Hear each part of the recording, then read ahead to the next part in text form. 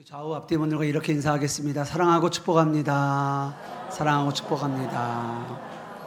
우리 한 번 더 이렇게 인사하겠습니다. 주님이 우리와 함께 하십니다. 우리가 계속하여 사도행전을 보고 있습니다. 제가 사도행전을 시작하게 된 것은 제가 담임 목사가 되면서 하나님께서 이 교회를 향하여 어떤 교회가 되기를 원하실까 이런 마음을 가지고 기도를 하다가 하나님이 세우셨던 첫 교회, 초대교회에 대한 이야기와 교회를 통하여 드러났던 그 성령의 역사와 하나님의 영광을 우리가 함께 보면 좋겠다라는 그런 마음이 들어서 이 사도행전을 1장부터 해서 강해하고 있습니다. 사실 오늘 본문은요, 설교자로서 피하고 싶은 본문입니다. 강해를 순서대로 하지 않았다면요, 굳이 이 본문을 주일 설교 본문으로 선택하지 않았을 겁니다. 은혜로운 설교를 하기에는 너무나 어렵게 느껴지는 그런 본문이기 때문에 그렇습니다. 그래서 오늘 말씀을 준비하면서 다른 때보다 더 기도로 준비하게 된 것 같습니다. 간절히 바라기는 오늘 우리에게 주시는 이 말씀을 통하여 우리가 하나님에 대하여 더 정확하게 알고 또 믿게 되어지는 저와 여러분 되기를 소망합니다. 성경을 보다 보면 구약의 하나님과 신약의 하나님이 너무 다른 것 같다라고 이야기하시는 분들을 많이 만나게 됩니다. 성도님들도 그렇고요, 믿지 않는 불신자들도 그렇습니다. 구약의 하나님은 너무 무서우실 때가 많은 거예요. 진노하시고 심판하시고 그런 하나님이십니다. 그런데 또 신약의 하나님은요, 사랑이 많고 은혜와 자비와 긍휼이 풍성하신 그런 하나님 같아요. 어떠십니까? 여러분도 그런 생각 드실 때 있지 않으십니까? 그러나 하나님은 어제나 오늘이나 영원토록 변치 않는 하나님이신 줄 믿습니다. 구약의 하나님과 신약의 하나님이 다른 것이 아니라는 겁니다. 하나님은 구약에서도 사랑의 하나님이시고 신약에서도 공의의 하나님이십니다. 오늘 말씀은 정말 은혜가 충만했던 초대교회에서 일어났던 사건입니다. 성령의 놀라운 역사 가운데 주변 사람들로부터 칭찬을 받았던, 그렇게 능력 있게 성장하던 초대교회입니다. 그런데 오늘 말씀은 그랬던 초대교회에서 어떻게 이런 일이 일어날 수 있었을까 싶은 의구심을 우리로 갖게 합니다.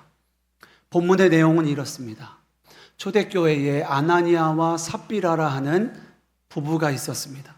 그들이 땅을 팔아 교회에 헌금을 하게 되었습니다. 그런데 헌금하는 날 그 자리에서 부부가 둘 다 죽게 된 겁니다. 그 놀라운 부흥이 있었던 초대교회 안에 정말 누구라도 시험에 들 수 있는 그런 일이 지금 교회 안에 일어난 겁니다. 그런데 그 다음 이야기가 더 기가 막힙니다.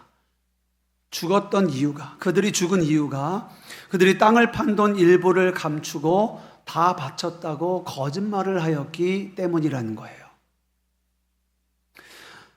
오늘 처음 이 말씀을 접하신 분들은 당연할 테고, 이전에 성경을 읽으셨던 분들도 이 본문에서 어떤 형태로든 충격을 받게 됩니다. 생각해보면 어느 교회라도 이런 이야기는 기록에 또 교회 역사에 남기지 않으려 할 겁니다.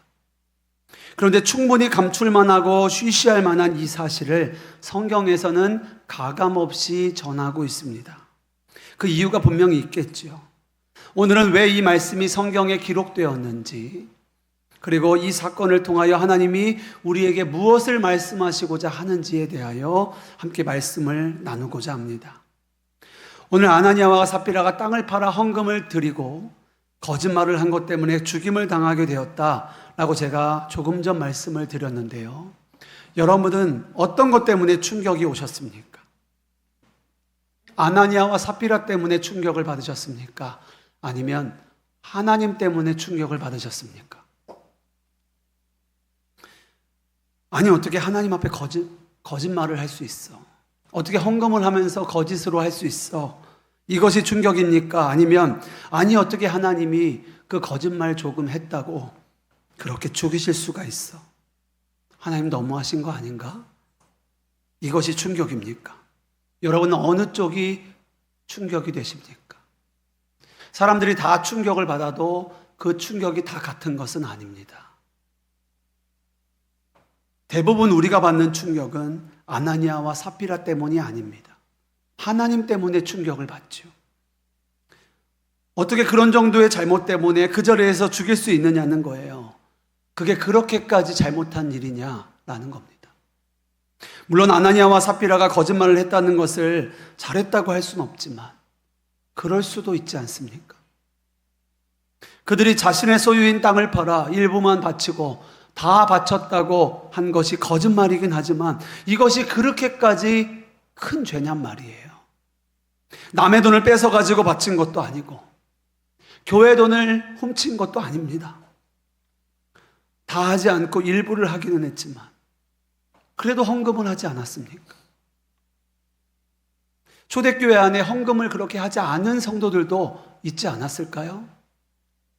속이기는 했지만 그래도 헌금을 했잖아요. 그런데 이것이 이렇게까지 죽을 만큼 큰 죄냔 말입니다.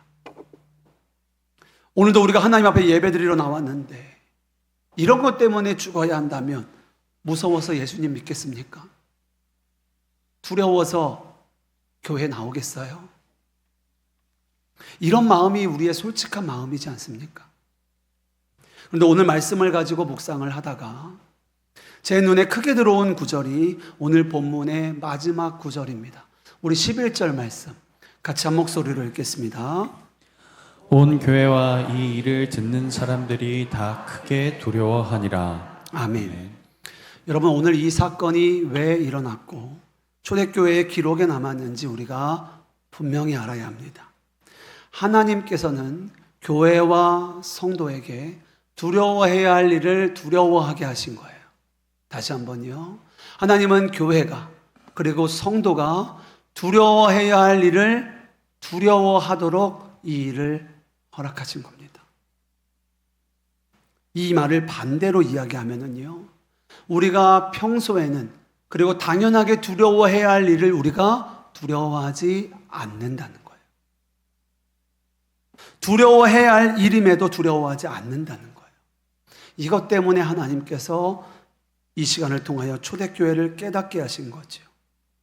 우리는 오늘 아나니아와 삽비라 사건이 벌어지고 나서 초대교회가 어떻게 되었는가도 사실 함께 보아야 합니다. 다음번 설교 때 보겠지만 이 사건으로 인하여 초대교회는 큰 시험을 당하고 무겁게 가라앉는 것이 아니었습니다. 도리어 또다시 놀라운 부흥이 일어났는데요, 오히려 진정한 부흥이 초대교회 가운데 임하였습니다. 그러면 도대체 아나니아와 삽비라가 지은 죄, 헌금하고 죽어나가야 하는 죄가 도대체 무엇입니까? 성경은 한마디로 성령을 속인 죄라고 하였습니다. 오늘 말씀 3절에 보면은요, 내가 성령을 속이고 라고 사도 베드로가 말하고 있습니다. 아나니아와 삽비라가 지은 죄를 구체적으로 살펴보면 세 가지로 지적할 수 있습니다. 시기심과 탐심과 거짓입니다. 아나니아와 삽비라가 땅을 팔아 헌금을 했지만 그 동기는 진정 하나님과 그의 나라를 위한 것이 아니었습니다. 오늘 보면 바로 전인 사도행전 4장 마지막에 보면은요, 바나바가 땅을 팔아 교회에 바친 일이 나옵니다. 그리고 온 교회로부터 칭찬을 듣습니다. 아나니아와 삽비라가 땅을 판 것은 여기에 대한 질투 때문이었습니다.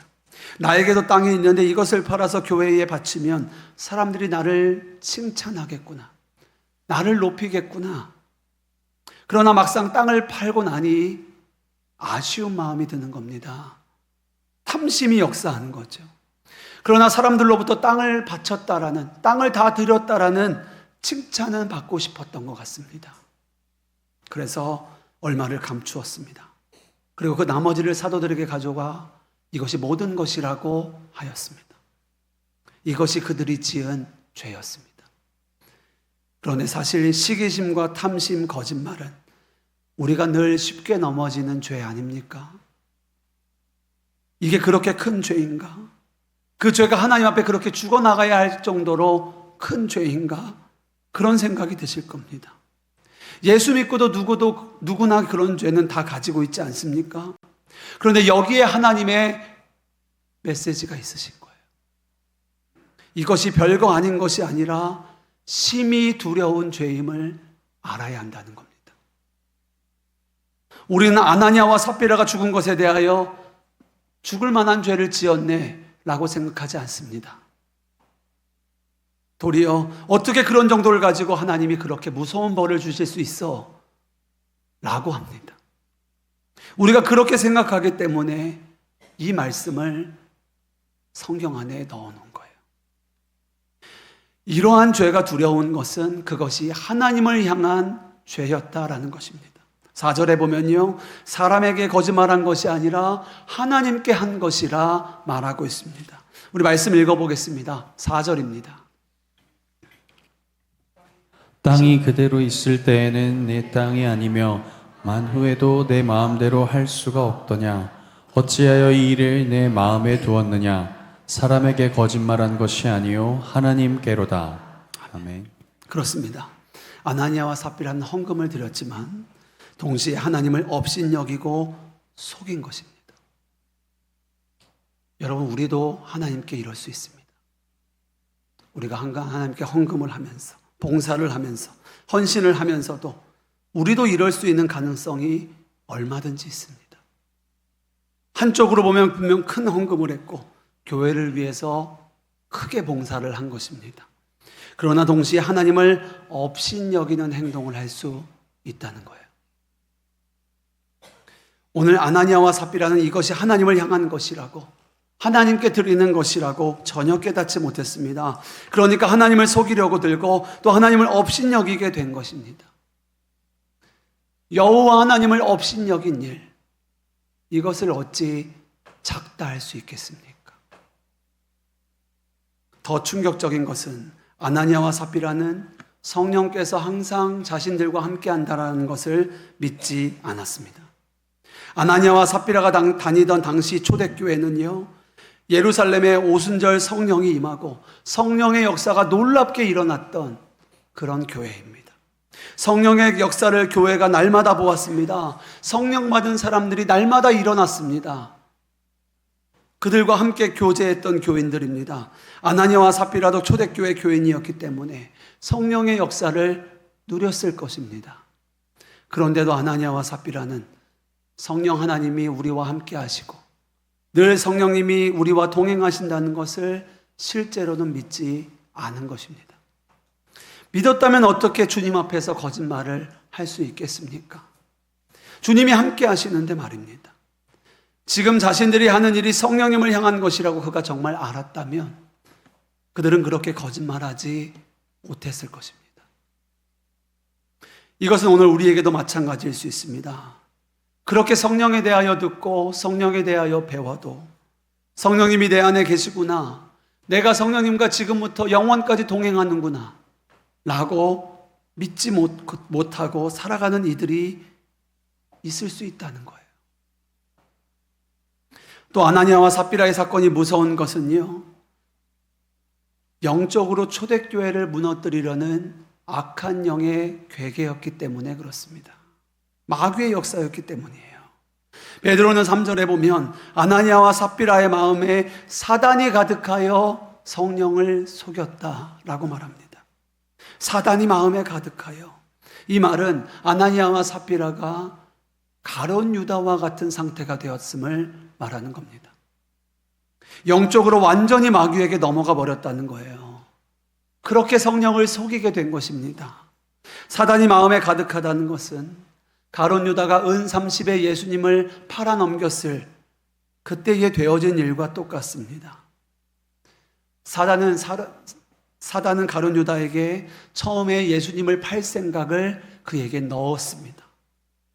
그때 가룟 유다는 그 생각이 얼마나 무서운 것인가를 스스로 분별할 수 있었음에도 그 생각을 계속하여 그 마음에 품었습니다. 그러다가 마귀가 가룟 유다 속으로 들어갑니다. 그때부터 가룟 유다는 마귀의 종노릇하게 됩니다. 그래서 결국 가룟 유다는 예수를 은 30에 팔았습니다. 나중에 자신이 한 일이 어떤 일인가를 그가 깨닫고 나서 그것이 감당을 못하겠어 자신의 생명을 던지게 됩니다. 이 얼마나 비참합니까? 그런데 아나니아와 삽비라가 똑같이 그렇게 된 거예요. 마귀가 아나니아와 삽비라에게 처음에는 거짓말할 생각을 넣었습니다. 시기와 탐심을 넣었습니다. 그러나 아나니아와 삽비라가 그 생각의 뿌리를 살피지 않고 그 생각을 계속하여 마음에 품었습니다. 그 생각을 넣어준 것이 이 생각의 뿌리가 마귀인 것을 알았다면, 이것을 정말 심각하게 여겼다면 다행이었을 겁니다. 그러나 그들도 그냥 생각이니까 하고 그 생각들을 품었습니다. 그러다가 무서운 죄를 짓게 된 것입니다. 그렇게 그들의 심령에 사단이 가득하게 된 거예요.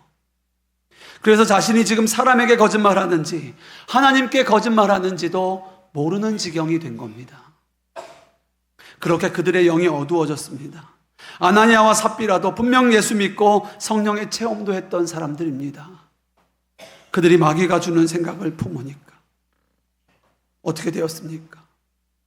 사단이 마음에 가득해져서 불신자들과 똑같이 된 겁니다. 사단이 그들을 사로잡았습니다. 주님을 바라보지 못하게 하였습니다. 그래서 베드로가 어찌하여 이 일을 내 마음에 두었느냐 책망한 겁니다. 사랑하는 여러분, 우리는 항상 생각의 근원을 살펴야 합니다. 잠언 4장 23절 말씀처럼 무엇보다 마음을 지켜야 합니다. 우리의 삶의 가장 치열한 영적 전쟁터가 우리의 마음이라는 것을 여러분 꼭 기억하셔야 합니다. 우리 말씀 읽어보겠습니다. 잠언 4장 23절 말씀입니다. 모든 지킬 만한 것 중에 더욱 내 마음을 지키라. 생명의 근원이 이에서 남이니라. 아멘. 품어야 될 생각이 있고 내쫓아야 할 생각이 있습니다. 그 점에 대하여 여러분이 정확하셔야 합니다. 마귀가 주는 생각들을 계속해서 품으시면 안 되는 거예요. 큰일 나는 겁니다.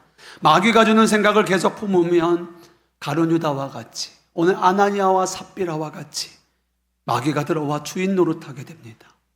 마귀가 주는 마음들, 시기와 질투와 거짓과 탐심들, 여러분 이것을 가벼이 여기지 마십시오. 성령의 임재를 전혀 느끼지 못하게 되고 불신자처럼 영적으로 소경이 되어버리게 되는 겁니다. 고린도후서 4장 4절 말씀 우리 같이 읽겠습니다. 그 중에 이 세상에 신이 믿지 아니하는 자들의 마음을 혼미하게 하여 그리스도의 영광의 복음의 광채가 비치지 못하게 함이니 그리스도는 하나님의 형상이니라. 아멘. 아멘. 사랑하는 여러분, 오늘 우리가 하나님의 말씀 앞에 겸비함으로 반응하여야 합니다. 우리는 하나님의 은혜가 필요한 죄인입니다. 죄를 가벼이 여기지 마십시오. 죄를 가벼이 여기는 것을 정말 두려워하셔야 합니다. 그런데 문제는 무엇입니까? 우리가 죄를 대수롭지 않게 생각합니다. 사람들 다 그렇게 사는 거라고, 어쩔 수 없는 거라고 생각합니다. 성경은 말씀합니다. 죄와 피 흘리기까지 싸우라 하셨어요. 그런데 우리는 아니, 시기 안 하는 사람이 세상에 어디 있어? 질투 안 하는 사람이 어디 있어? 돈 좋아하지 않는 사람은 어디 있어? 거짓말 안 하는 사람은 어디 있어? 다 그렇게 사는데 이렇게 생각하는 겁니다. 그렇지 않습니다. 거룩하신 하나님께서 우리 교회에 원하시는 것은 정결함입니다. 거룩하신 하나님께서 우리 성도에게 원하시는 것은 진실함입니다. 오늘 우리가 해야 할 것은 겸비함으로 주님 앞에 엎드리는 것입니다. 말씀 앞에 서면요, 우리는 언제나 죄인입니다. 너무나 부족하고 너무나 연약합니다. 부끄럽습니다. 그러나 우리의 연약함을, 부족함을 숨기지 않고 예수 그리스도께 그 십자가 앞으로 들고 나아가야 합니다. 그리고 엎드려야 합니다. 그리고 은혜와 긍휼을 구하셔야 합니다. 그때의 하나님이 우리에게 은혜를 베푸시는 거예요. 회개하는 우리에게 긍휼을 허락하시는 거예요. 그것이 우리가 진정 살 길입니다. 우리가 살인과 간음은 죄라고 분명하게 생각합니다. 그런데 시기, 질투, 거짓말은 그렇게 큰 죄라고 생각하지 않습니다. 근데 하나님께는 어떻습니까? 무엇이 더 무서운 겁니까? 무엇이 더 큰 것입니까? 둘 다 무섭습니다. 하나님 앞에는 둘 다 죄입니다. 도리어 시기, 질투, 미움 이런 것들이 더 무서운 죄일 수도 있습니다. 왜인지 아십니까? 우리가 그것들을 회개하지 않고 그냥 넘어가기가 너무 쉽기 때문입니다. 죄를 짓고도 태연히 예배하고, 죄를 짓고도 태연히 성찬을 받고, 죄를 짓고도 교회에 나와 웃으며 인사할 수 있습니다. 진짜 문제는 죄를 짓고도 죄인 줄 모르는 상태입니다. 내가 무슨 죄를 지었는지 아무런 인식이 없습니다. 회개가 없는데 어떻게 용서가 있겠습니까? 정말 그렇습니다. 우리는 죄를 죄로 여기지 않으며 살아갈 때가 너무나 많습니다. 그리고 이것이 얼마나 무섭고 두려운 일인가를 우리가 알아야 합니다. 오늘 아나니아와 삽비라가 꼭 그랬습니다. 성령을 속이는 죄를 자신도 모르게 짓고 있는 것입니다. 지금 자기가 하고 있는 행동이 얼마나 무서운 죄인지를 몰랐고, 그 당시 교인들도 다 그랬습니다. 그래서 아나니아와 삽비라가 죽어가는 것을 보며 그제서야 비로소 이것이 정말 두려운 것이구나, 이것이 정말 큰 죄이구나 교회가 깨달은 것입니다. 여러분, 시기심을 한번 놓고 생각해 보십시오. 여러분은 시기심이 정말 그렇게 큰 죄라고 생각하셨습니까? 그러나 시기심을 결코 작게 여기시면 안 됩니다. 성경에 보면 그리스도인 중에도 영에 속한 그리스도인이 있고 육에 속한 그리스도인이 있다라고 말했습니다.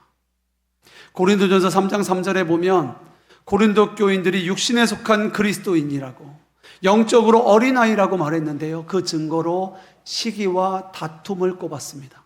말씀 읽어보겠습니다. 고린도전서 3장 3절입니다.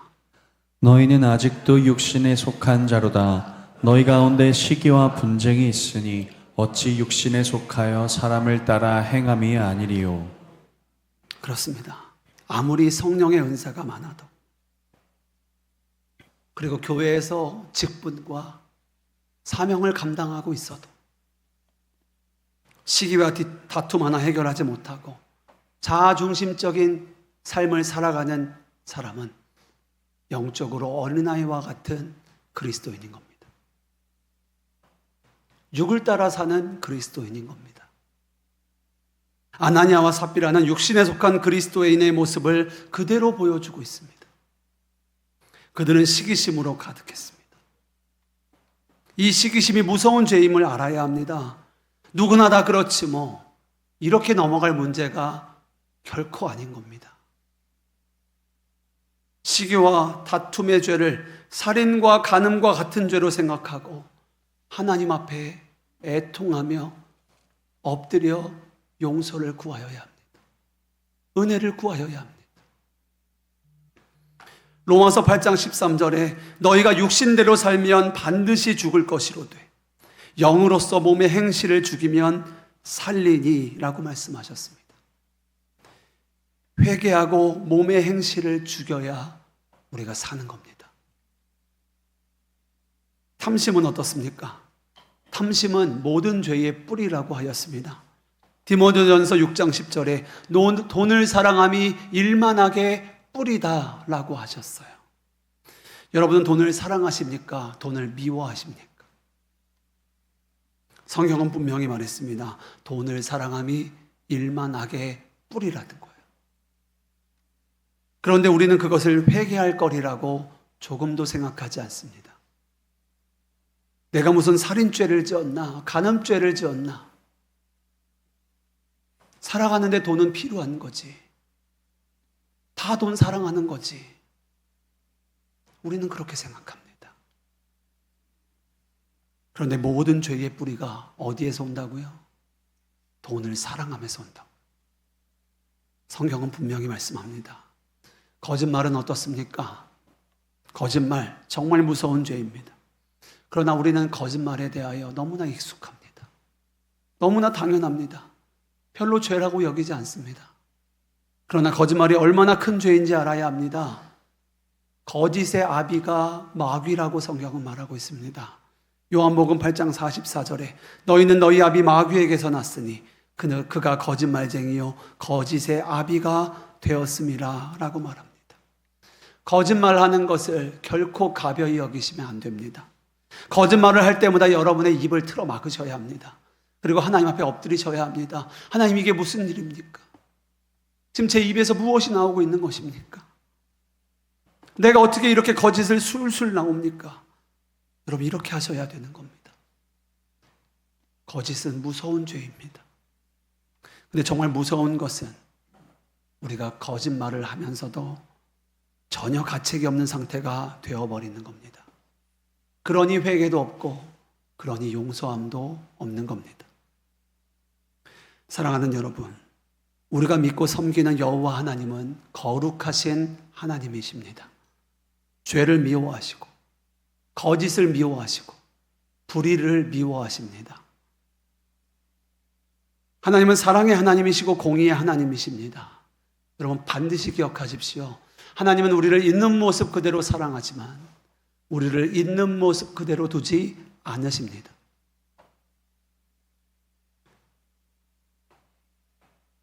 하나님은 교회를 정결하게 하시고 성도를 진실하게 하십니다. 오늘 본문에서 아나니아와 삽비라가 성령을 속였을 때 하나님께서는 그 죄를 가볍게 보지 않으셨습니다. 사람들이 겉으로 보기에는 헌금을 드린 겁니다. 그러나 하나님은 그들의 마음속 깊이 있는 마음의 중심, 동기를 보셨습니다. 겉은 경건해 보였지만 속은 자기 영광과 탐심으로 가득했습니다. 사랑하는 여러분, 우리가 정말 두려워해야 할 것은 회개해야 할 죄를 깨닫지 못하는 것입니다. 가볍게 지나치는 것입니다. 당연하게 여기는 것입니다. 예배를 드려도 회개하지 않고 예배를 드립니다. 내가 말씀대로 살지 않아도 괜찮다고 여깁니다. 이것을 깨닫지 못하면 우리도 아나니아와 삽비라처럼 마귀에게 사로잡혀 버릴 수 있습니다. 그래서 그 다음에는 아무 분별이 없어집니다. 그렇게 교회의 정결함이 깨어지고 그렇게 성도의 진실함을 잃어버리는 것입니다.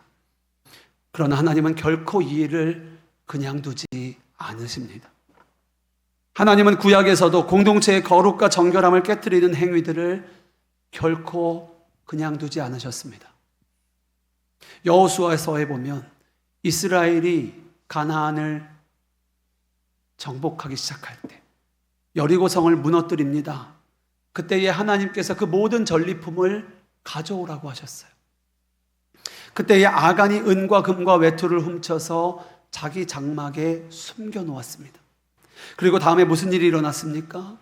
이스라엘이 그 다음에 작은 성 아이성의 전투를 패배하게 됩니다.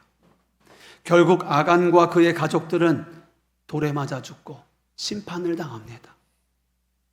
사무엘상에 나오는 대제사장 엘리의 아들 홈니와 비느하스는 어떻습니까? 그들은 제사장이지만 제물의 고기를 빼앗고 회종에 수종드는 여인들과 동침하였습니다. 하나님의 제사를 더럽히기까지 했습니다. 그럼에도 그것에 대하여 그 누구도 그들에게 잘못되었다 이야기하지 않았습니다. 그 아버지 엘리 제사장조차 그들의 죄를 알면서도 입으로 경고할 뿐 책망하지도 견책하지도 아니하였습니다. 그래서 어떻게 되었습니까? 홈니와 비느하스는 하나님의 심판을 피하지 못했습니다. 그리고 그 아버지 엘리 제사장도 의자에서 뒤로 넘어져 죽게 됩니다. 사랑하는 여러분, 하나님은 거룩하신 하나님이십니다. 오늘도 하나님은 교회의 정결함이 깨어지는 것을 절대로 그냥 두지 않으십니다. 왜 그렇습니까? 하나님이 우리를 거룩으로 부르셨기 때문에 그렇습니다. 정결한 교회로, 진실한 성도로 우리를 부르셨습니다. 그러면 어떻게 해야 합니까? 첫째로 항상 말씀 앞에 자신을 살피고 겸비함으로 하나님 앞에 서야 합니다. 우리 마음속 깊은 곳에 있는 죄, 숨은 교만과 위선과 불의함을 인정하고 하나님 앞에 내려놓아야 합니다. 겸비한 마음으로 주님 앞에 나아갈 때, 십자가를 붙들 때 하나님은 죄인된 우리를 긍휼히 여기시고 용서하여 주시는 것이죠. 둘째는 말과 행동에서 진실하셔야 합니다. 주님이 우리와 함께 하십니다. 그리고 주님은 우리의 심령을 감찰하십니다. 주님이 나와 함께 하심을 잊지 마십시오. 하루하루 순간순간 주님과 동행하며 매일을 말씀을 붙들고 살아가십시오. 일상의 작은 선택에서도 주님을 바라보십시오. 마지막으로 교회의 거룩과 정결을 함께 지켜야 합니다. 한 사람이 공동체 전체를 흔들 수 있습니다. 그렇기 때문에 우리가 거룩함과 진실함을 함께 힘써 지켜야 합니다. 마치 작은 누룩이 온 반죽을 변화시키듯이 우리의 거룩함과 진실함이 교회 전체를 살리고 변화시키는 겁니다. 하나님이 저와 여러분을 통하여 그 일을 시작하시는 거예요. 다른 누구부터가 아닙니다. 나로부터 시작되는 거예요. 그렇게 정결한 교회, 진실한 성도로 세워질 때 하나님께서 우리 가운데 진정한 부흥을 허락하시는 겁니다. 제가 한 가지 예화 말씀드리고 말씀을 마치겠습니다. 제가 지난주에 장례식에 갔다가 제가 선한목자교회 수련목으로 있을 때 동기 목사님을 만났습니다. 이분은 저보다 빨리 교회를 담임하게 되었는데요. 저와는 상황이 조금 달랐습니다. 이분은 이른 나이에 그리고 조금은 갑자기 한 교회의 담임 목사가 되었습니다. 교회가 완전히 깨지고 분열이 생기고 다투었습니다. 그러면서 담임 목사님이 사역을 그만두시게 되었습니다. 그렇게 담임 목사의 자리가 공석이 되었고 그렇게 계속되어 가다가 그때 그 교회를 지켰던 그 부목사님이 나중에 담임 목사님이 되신 거죠. 교회가 한 200여 명 모이던 교회였는데 한순간에 50여 명으로 되었습니다. 그게 약 5년, 6년 정도 전입니다. 그렇게 그분이 담임 목사로 사역을 하시는데요. 이 목사님이 다른 것 아무것도 하지 않고 말씀과 기도만 붙드셨습니다. 복음만 온전히 전해줬어요. 우리가 하나님 앞에 얼마나 죄인인지, 그리고 우리가 반드시 말씀을 붙잡고 살아야 한다고, 말씀대로 살아야 그리스도인이라고, 우리가 거룩해야 한다고, 그것만 전하셨습니다. 주일마다 그냥 편하게 지나가는 주일이 없었다고 합니다. 어느 날은 한 성도님이 목양실에 방문을 발로 차고 들어왔다고 합니다. 주제는 항상 같았어요. 자꾸 죄 좀 하지 말라고, 그런 설교하지 말라고, 듣기 싫다고. 그래도 그 목사님은 흔들리지 않고 교회를 위해 기도하고 성도를 위해 기도하고 하나님의 말씀만 가감없이 전하였습니다. 그렇게 5년이 지났습니다. 그 사이에 정말 여러 가지 많은 일들이 있었지만요, 제가 결과만 말씀드리겠습니다. 지금 그 교회가 어떻게 되었는지 아십니까? 지금 아이들까지 하면 300여 명이 예배를 드리고 있습니다. 사람이 많아진 게 중요한 게 아니라요, 교회의 분위기가 완전히 달라졌습니다. 교회가 거룩해졌습니다. 정결하여졌어요. 성도들의 삶이 진실해졌습니다. 놀랍게 변화되었습니다. 지금도 여전히 그 목사님은 이전과 동일하게 설교하세요. 그러나 반응은 이전과 완전히 다릅니다. 내가 하나님의 말씀대로 살아가지 못한 것에 대하여 하나님 앞에 전심으로 반응합니다. 애통하며 마음을 찢고 기도합니다. 주님의 은혜와 긍휼을 구하는 회심의 역사가 그 교회 안에 있습니다. 그렇게 정결한 교회가 되어지고 진실한 성도들로 세워진 것입니다. 주님이 하셨죠. 사랑하는 여러분, 그 교회만 그렇겠습니까? 거룩하신 하나님은 이 땅의 교회가 정결하기를 원하십니다. 거룩하신 하나님은 하나님의 백성들이 진실하기를, 정직하기를 원하십니다. 그리고 지금도 이 일을 포기하지 않으시고 쉬지도 않으십니다. 오늘 초대교회는 아나니아와 삽비라의 사건을 통하여 정결하여졌습니다. 그리고 우리가 다음에도 보겠지만 오늘 사건 이후에 초대교회 가운데 진정한 부흥이 임하게 됩니다. 다른 이유가 아닙니다. 교회가 정결하여졌기 때문입니다. 성도들이 말씀 앞에 진실해졌기 때문에 그렇습니다. 하나님이 정말 우리 가운데 함께 하시는구나. 그들이 하나님을 경외하기 시작했습니다. 하나님을 두려워하기 시작했습니다. 그 말씀을 따르기를 시작했습니다. 아까 초반에 제가 이런 질문을 드렸습니다. 성령께서 이 사건을 왜 기록하게 하셨을까요? 하나님은 그저 우리를 두렵게 하시려고 이 말씀을 성경에 넣어 놓은 것이 아닙니다. 우리가 진정한 부흥을 얻게 하시려는 겁니다. 하나님이 원하시는, 하나님이 기뻐하시는 부흥은요, 그저 사람이 많아지는 것 아닙니다. 교회가 정결하여지는 것입니다. 성도가 진실하여지는 거예요. 잠깐 불꽃처럼 일어났다가 사그라지는 그런 일시적인 부흥이 아니라 지속적인 부흥. 모래 위에 세워지지 않는, 반석 위에 세워진 그 부흥. 겉으로만 요란하고 얼마 동안 뜨거웠던 부흥이 아니라 근본적인 변화. 교회가 정결하여지고 성도가 진실하여지는 그런 부흥을 하나님은 기뻐하십니다. 그것을 우리에게 주시고자 하는 거예요. 오늘 말씀을 정리하겠습니다. 아나니아와 삽비라의 사건을 통하여 교회는 마땅히 두려워해야 할 것을 두려워하게 되었습니다. 그렇게 교회가 정결하여지고 성도가 진실하여지자 교회 안에 진정한 부흥이 임하였습니다. 그렇습니다. 주님 보시기에 아름다운 교회는요, 사람이 많이 모이는 교회가 아닙니다. 건물이 아름다운 것도 아닙니다. 정결한 교회, 진실한 성도가 주님 보시기에 아름다운 줄 믿습니다. 이 시간 바라고 소망하기는 우리 아름다운 교회가 그저 이름만 아름다운 교회가 아니라 하나님 보시기에 아름다운 교회가 되는 저와 여러분 되시기를 주님의 이름으로 축복합니다. 우리 함께 찬양하고 기도하겠습니다.